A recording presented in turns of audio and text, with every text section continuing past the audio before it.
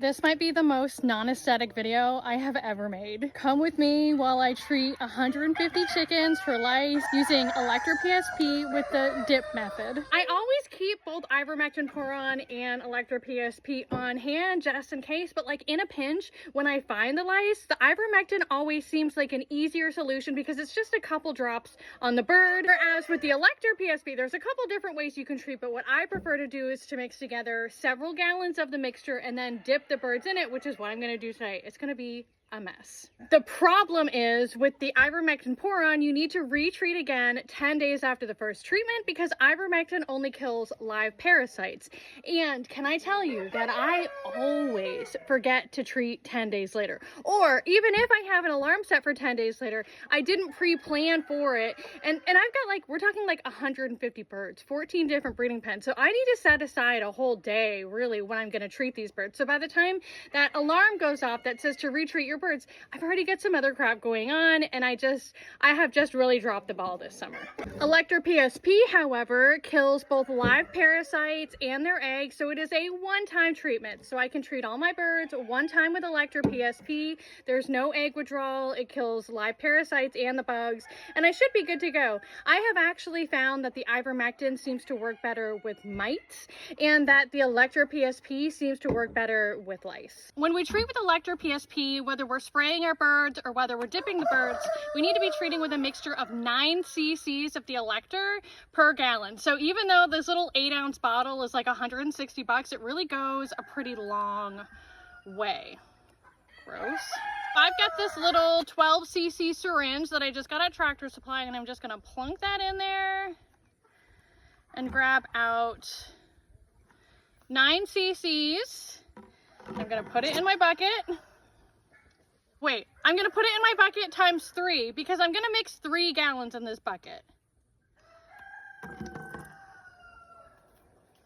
And honestly, I'm just gonna treat as many birds as I can today. I don't know if I have enough Elector to treat all my birds because this water is gonna get dirty. I'm gonna have to clean it periodically. And I'm not like fancy or anything. I'm actually gonna use this gallon water to measure each gallon of water. And there's my Elector in there. Ooh. This is hard.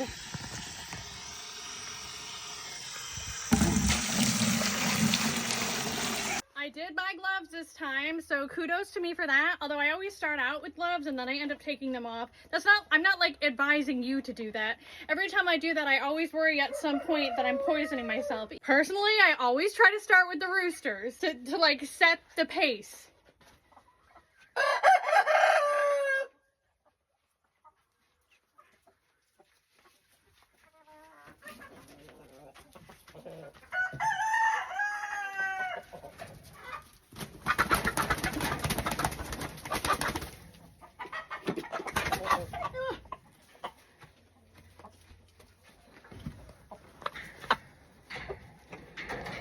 Okay, now when I dip him in this water, 1, I'm going to be really careful that his head doesn't go underwater, and 2, I'm going to be kind of moving the feathers around to make sure that the solution gets underneath the feathers to the skin. I'm holding his legs and his wings. Yes. Oh my God, the liquid is already in the gloves. What good is that? What good are the gloves? Okay, I'm going to make sure the liquid gets underneath the wings. Oh God.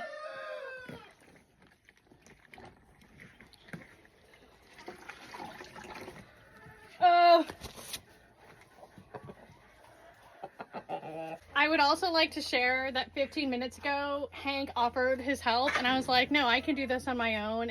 And after that very first chicken, I have already decided that this would be infinitely easier if I had somebody catching chickens for me. So Hank is on his way and I have enlisted backup. Thank you for your service. Absolutely. Your chicken catchers have arrived. Wow. I am really impressed. I'm a chicken wrangler.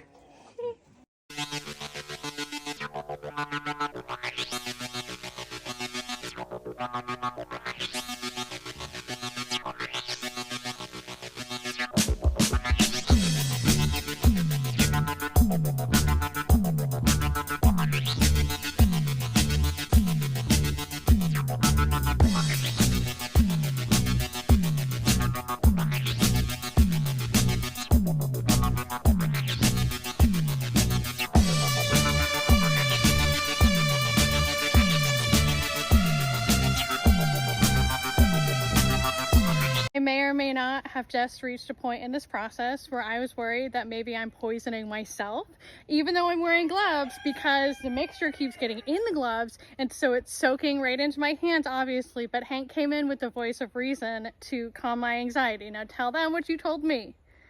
Well, you're taking a chicken and dumping it in the bucket, minus their head, and washing it around in there and sloshing it. And you're 20 times the size. And none of the chickens are dead. But just splattering a few little drops on you. Well, I'm not just splattering, it's soaking into my skin through my hand, my pruny hands. The worst case scenario is you're not going to have bugs, and I really like that about you. Of course, the guy who drinks out of the hose would tell me that. It is now 3:30. I guess we started at 1:30, and I'm very happy to report that we are already done, which is wild. I thought this was going to take me like a week to do, but to be fair, the reason it went so fast is because I had help. I would also like to report that I kept my gloves on the entire time until I got to that last pen. The gloves definitely came off for that last pen. There have been no casualties, no aspirations. And in fact, the chickens in those first couple pens that we did are already dry. We did accidentally let 2 chickens escape, but we'll work that out. I did use almost an entire bottle of Elector psp to treat about 150 chickens. There's like a little bit left in the bottle, but it's like so little that I can't even reach my little syringe in there and pull it out anymore. So about 1 bottle of Elector psp treated about 150 chickens. And I only made the solution, like I only dumped it out and refreshed it once, right in the middle of treating. Otherwise, what I did is like every couple pens, as the chickens were getting soaked up with the solution, so the water in my bucket was going down, I just added a fresh gallon mixture with the 9 cc's. I just kept adding that to the bucket.